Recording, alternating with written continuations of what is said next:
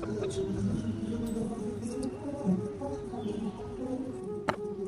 विराज विराज विराज। बहुत अहोभाग्य। और श्री जी की चुनरी लाओ, सब संतों को पहनाओ। आप महाराज जी हम सबके गुरुदेव भगवान ने रामायण पढ़ाते हैं,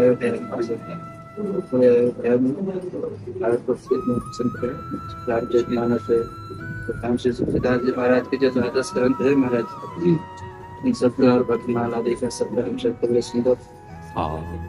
भगवान ही कृपा करके महापुरुषों के रूप में अपना परिचय देते हैं, अपनी भक्ति देते हैं।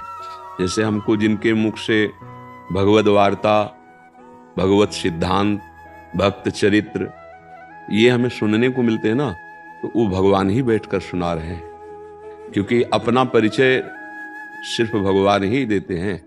तो ढांचा होता है वो हम उसे संत कह दें या, पर अंतर में बैठे भगवान ही बोल रहे हैं। हमको सबको यही भाव रखना है कि सामने वेश कुछ और है, लेकिन अंदर वही साक्षात बोल रहा है, दूसरा कोई नहीं। क्योंकि सोई जाने जिस देव जनाए, तो कौन जना रहा है? वही तो जना रहा है। अच्छा, वो तो सब में है। तो प्रधान बुद्धि गुरुजनों में अगर हम एक जगह से मान्यता प्रारंभ कर दें तो पूरी सृष्टि में हमारी मान्यता उतर जाएगी। हम जिन महापुरुषों के आश्रित हैं, गुरुजनों के आश्रित हैं, हमारी ये अनुभूति हो जाए कि आराध्य देव इस रूप में आकर हमें अपना परिचय दे रहे हैं। तो एक जगह से शुरू हुआ तो फिर निहाल हो जाएगा, धीरे धीरे सर्वत्र उसकी बुद्धि हो जाए एकमात्र प्रभु के सिवा कुछ नहीं। मुक्त हो गया। द्वंद्व से मुक्त हुए बिना भगवत प्रेम जागृत नहीं होता। जब तक स्तुति अच्छी लगती है, निंदा बुरी लगती है, मान अच्छा लगता है, अपमान बुरा लगता है, भगवत प्रेम का स्फुरण नहीं होगा, अंकुरण नहीं होगा। वो अंकुरण तभी होता है जब द्वंद्व विमुक्ता, और वो होता है जब हम सामने अपने प्रभु को देखते हैं, फिर वो अपमानजनित चेष्टा कर रहे हैं, तो हृदय में जलन नहीं होगी, आनंद होगा। आप हो, आप रहो। और अगर हम अपने प्रभु ना देखकर व्यक्ति देखेंगे, फिर हमें जलन होगी, वो गड़बड़ हो गया, गड़बड़ हो गया। हम अपने प्रभु को ही नहीं जान पा रहे, वो विराजमान। तो ये जहां हमें भगवत यश, भगवत चरणारविंद की शरणागति की बात मिले, पहला काम करें हम सबसे, उनमें भगवत बुद्धि कर लें, फिर रंग आ जाएगा। ये इसलिए कहते हैं कि अधिक समीपता पर हमारी भगवत बुद्धि नहीं रह पाती। तो जिन महापुरुषों के आश्रय हो, जिन महापुरुषों के श्रीमुख से हरियस पान करने का सौभाग्य मिल रहा हो, सबसे पहला उपासक को करना चाहिए, भगवत बुद्धि कर लेना चाहिए। अब क्या होगा, एक जगह निर्दोष बुद्धि हो गई ना, अब समझ जाएगा, आपकी मानी संख्या सही हो गई, अब सवाल हल हो जाएगा। एक जगह, कहीं एक जगह, इसलिए इसको निष्ठा कहते हैं। गुरु निष्ठ, नाम निष्ठ, धाम निष्ठ, ऐसे नहीं, इष्ट। एक जगह बिल्कुल कोई प्रश्न नहीं, कोई संशय नहीं, प्राण समर्पित, अब विजय हो जाए। इस मार्ग में हम लोग जो लड़खड़ा जाते हैं, तो उसका कारण होता है कपट। अपने हृदय में कपट रखकर अपना अस्तित्व बनाए रखना और सामने भगवत भाव ना होना। इससे बहुत लंबा समय साधना में जाने पर भी अनुभव में खालीपन रहता है। ये चली हुई बात कह रहे हैं, यात्रा चली हुई। और एक जगह गुरुदेव में, जिन महापुरुष के सानिध्य में सीधे साक्षात भगवत बुद्धि, गोस्वामी जी कह रहे हैं, बंदो गुरुपद कंज कृपा सिंधु नर रूप हरि। एक एक शब्द देखो, नर रूप हरि महामोह तम पुंज जासु वचन। क्या हम देख पाते हैं अपने गुरुदेव में, महापुरुषों में हरि को? साक्षात हरि। अगर साक्षात हरि, तो हमें प्राप्त क्या करना है? अब क्या प्राप्त करना बाकी रह गया? हम हर समय पुलकित रहेंगे कि मेरे आराध्य देव गुरुदेव के रूप में हर समय मुझे दुलार कर रहे हैं, मैं परम धाम में वास कर रहा हूं। गुरुदेव के चरणों, गुरुदेव के सानिध्य, गुरुदेव के वचन, अर्थात मैं परम पद में स्थित हूं। अब हमें नहीं चाहिए कुछ, पर हमारी स्थिति ऐसी नहीं होती। क्यों? हम सामने ये बात नहीं देख पाते कि कृपा सिंधु हरि ये रूप धारण करके मेरे लिए, मेरे सानिध्य। अगर हमें गुरुदेव का संग मिल गया, संत संग मिल गया, अब उसके आगे जब ये रखा गया है कि स्वर्ग सुख और मोक्ष सुख भी लघु है, तो इस मृत्यु लोक के सुखों की तो बात जाने दो। तो भाव क्या हुआ? क्या भाव हुआ? एक क्षण में उनके संग से हमारी भगवत निष्ठा पुष्ट हो गई। किसमें? उन्हीं में जो आए हैं रूप बदल करके मुझे संभाल लें, बस हम उनको साधन मानते हैं, उनको साध्य नहीं मान पाते, इसलिए बहुत लंबा समय जाता है। और सीधे हम समझ ले कि ये अपना साधन बताने वाले साध्य स्वयं आए हैं, बस वही अनुभूति होने लगेगी। श्री हरिव्यास देवाचार्य जी बहुत बड़े रसिक महापुरुष हुए। महावाणी नामक ग्रंथ की रचना उन्होंने प्रिया प्रीतम के अद्भुत प्रेम विलास का, ये वृंदावन के।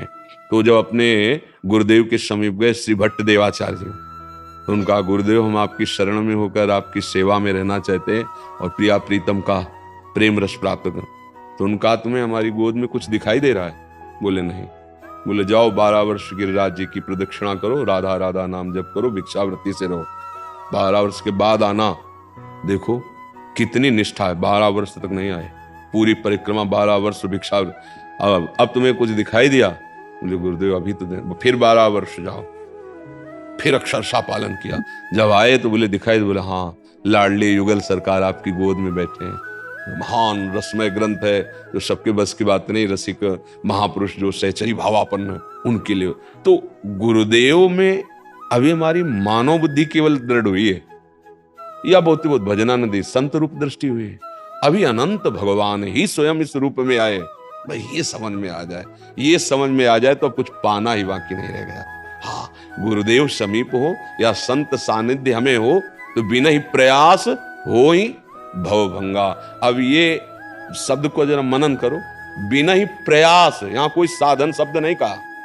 बड़े भाग पाइब सत्संगा, सत्पुरुषों का सानिध्य, भगवत पुरुषों का सानिध्य बड़े भाग्य से मिलता है। क्या इसका फल होता है? बोले बिना ही प्रयास हो ही भवभंगा।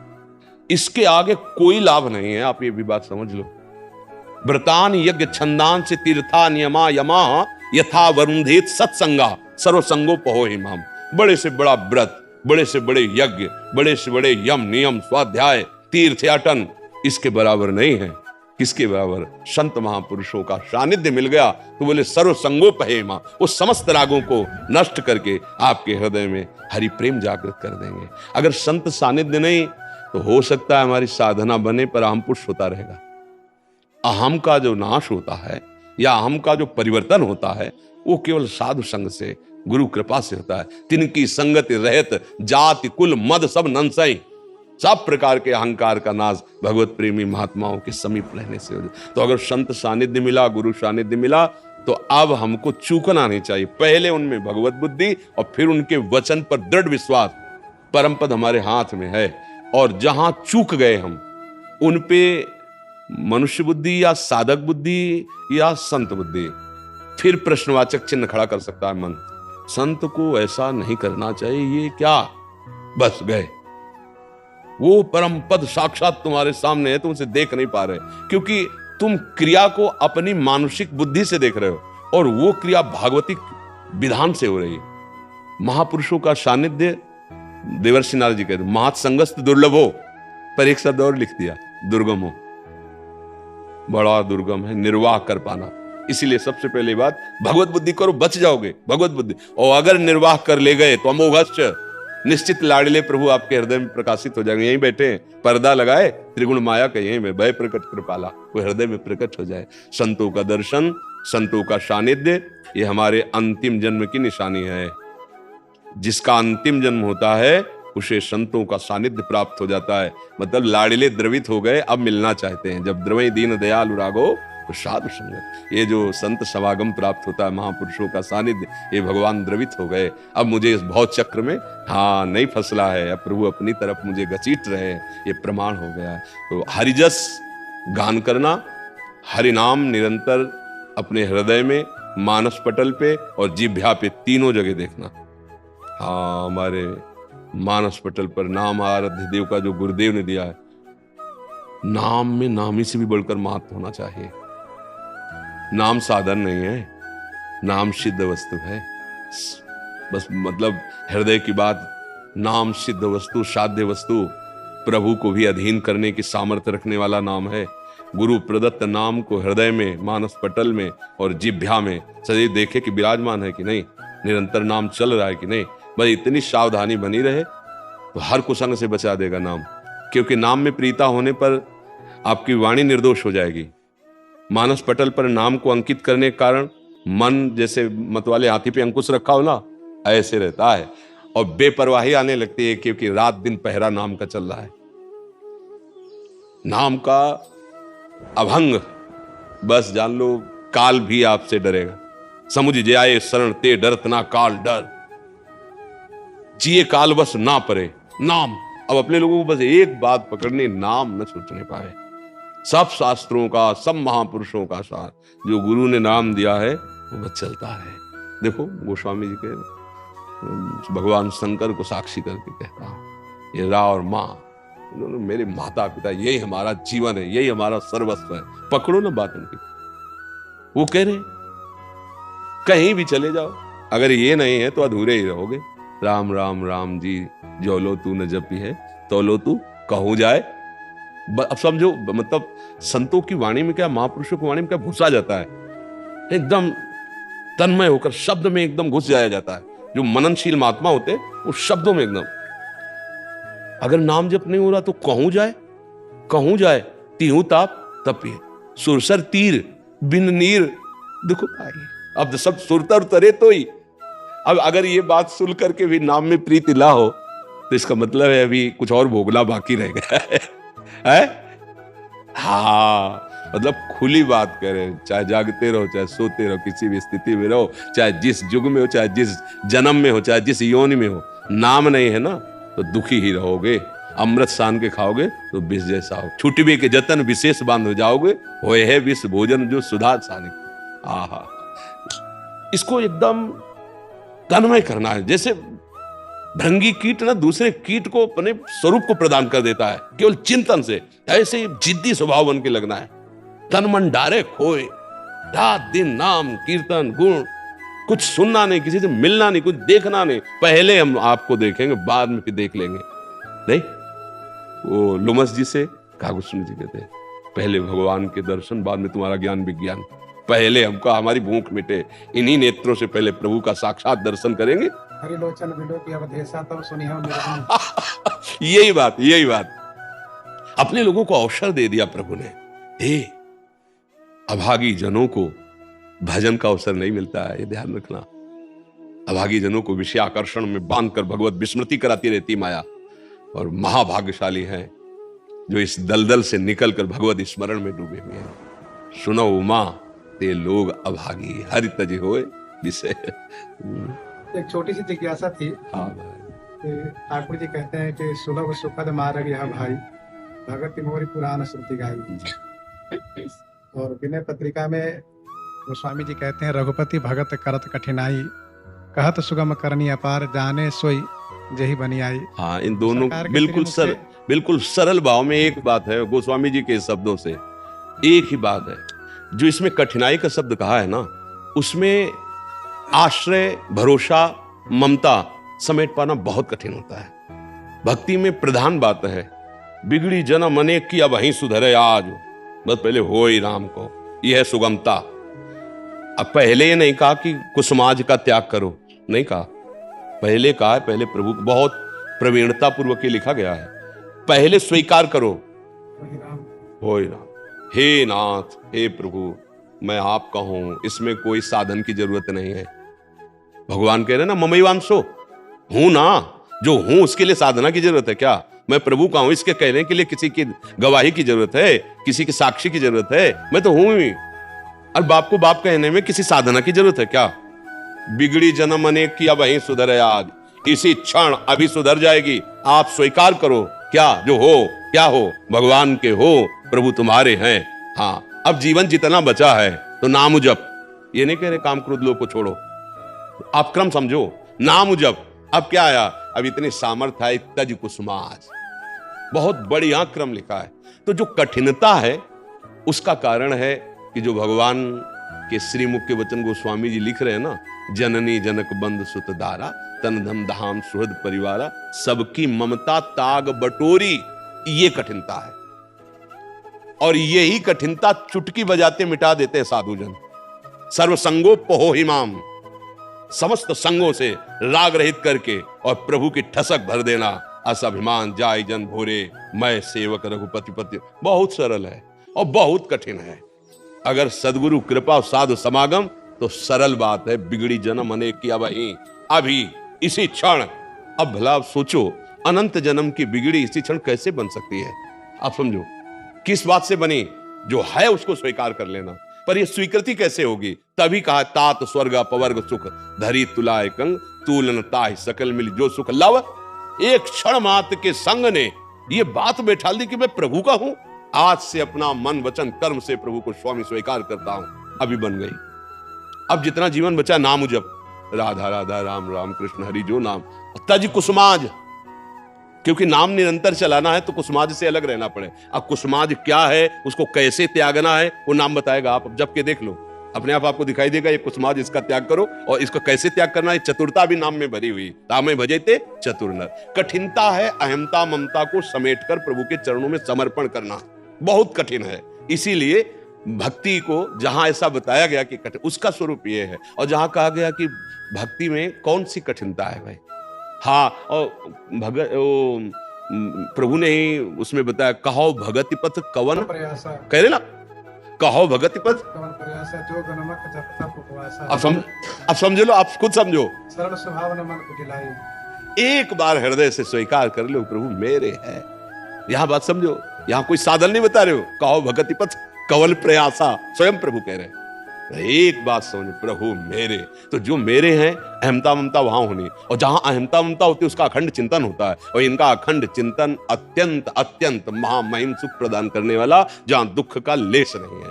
ये जो कठिनता है भक्ति में, ये अहमता ममता की है। ये हम समेट नहीं पाते। हम कहलाते हैं भगवत दास हैं, पर होते हम मन के दास हैं, विषयों के दास हैं, मोह के दास हैं। जो भगवान का आदेश है, सबकी ममता ताग बटोरी मम पद मने बांधी बर डोरी, ये हम नहीं कर पाते। यही कठिनता है। और अगर ऐसा समिट जाए गुरु कृपा से, तो कहो भगत पथ कौन प्रयासा। कोई प्रयास, वो तो अपने आप उफान आती रहती, नाम चलता रहता है और मन चिल्ला चिल्ला के रोने का कर। जैसे गैस बन जाए तो डकार आती ना, ऐसे भजनानंदी को रोने की इच्छा होती। कोई देख ना ले, बंद करके चिल्ला चिल्ला के रोए, हे करुणा सिंधु, हे कृपा सिंधु, ऐसा अंदर आता है। तो हमें जो आंतरिक भाव आया कि एक अहमता ममता ये जग में है दुखदाई, ये जब श्री जी की ओर लगे तो होत परम सुखदाई। मात तात सुत दार देह में मति अरुझय मति मंदा, हित किशोर को होय चकोर तू लख वृंदावन चंदा। ये अहमता ममता प्रभु में समर्पित होना कठिन है, इसीलिए कठिन शब्द का है, और बहुत सरल है। आप प्रभु के हो, इसके लिए कोई साधन की जरूरत नहीं है। स्वीकार करो,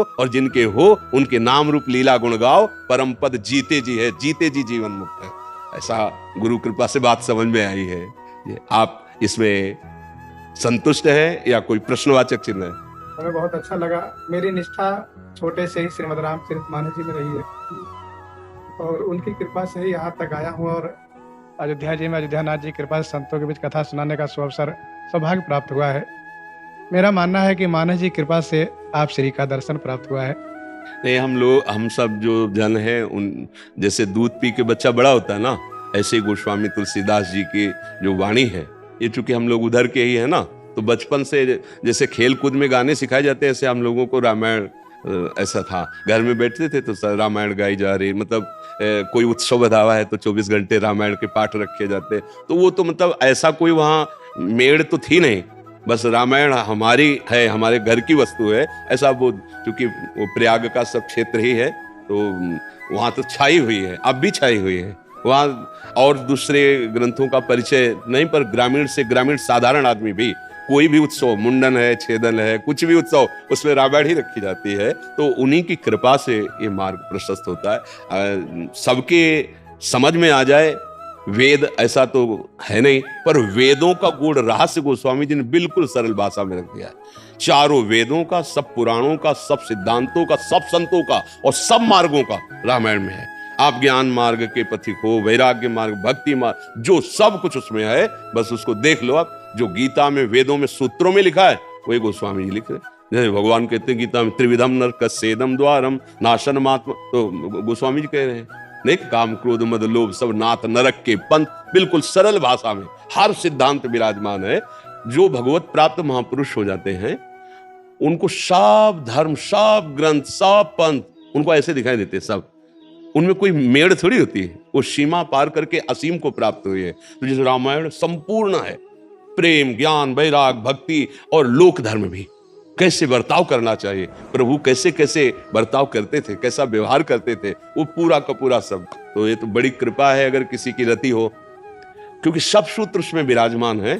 पर कलयुग महाराज की विशेष छाया है कि अब कोई ग्रंथों को स्वाध्याय करना नहीं चाहता। ये टेलीविजन और मोबाइलों में बुद्धि इतनी आसक्त हो रही है कि सतमार्ग, सदग्रंथ, सदवाक्य इनका अंदर प्रवेश ही नहीं हो रहा। कोई असत चर्चा, असत दृश्य, असत क्रीड़ाएं। तो बड़े भाग्यशाली हैं जो सतमार्ग की तरफ कदम बढ़ा रहे हैं। आगे कलयुग ऐसा आने वाला है जो पूर्व शास्त्रों के स्वाध्याय से, गुरुजनों से वो आभास है, आभा भी नहीं होती कि ये तूफान आने वाला है, क्या ऐसा लगता नहीं जैसे, तो ऐसा तूफान आएगा कि आगे भजन मार्ग अवरुद्ध हो जाएगा, भगवत प्राप्ति का मार्ग आगे चलकर अवरुद्ध हो जाएगा। ऐसा पाखंड का बोलबाला होगा कि सत्य की बात ही नहीं सुनी जाएगी। ऐसा अधर्म का बोलबाला होगा कि धर्मात्माओं को दबा दिया जाएगा, उनकी वाणी ही नहीं चल पाएगी। अभी समय है, निकल चलो प्रभु के धाम में, चले चलो। हम अपने सभी संतों के साथ है जी आपके श्री चरणों में मोपई होई न प्रति उपकारा। नहीं महाराज जी, ये बात तो हमारी तरफ से होगी, क्योंकि जो प्रभु मोहि अनुग्रह की ना तो तुम्हारी दरस सच दिला। हमारे ऊपर विशेष कृपा हुई कि आप अवध धाम से आके दर्शन दिए। आप हमारे प्राण हैं। आप आशीर्वाद दास पर बनाए रखेंगे, प्रार्थना बार बार रहे।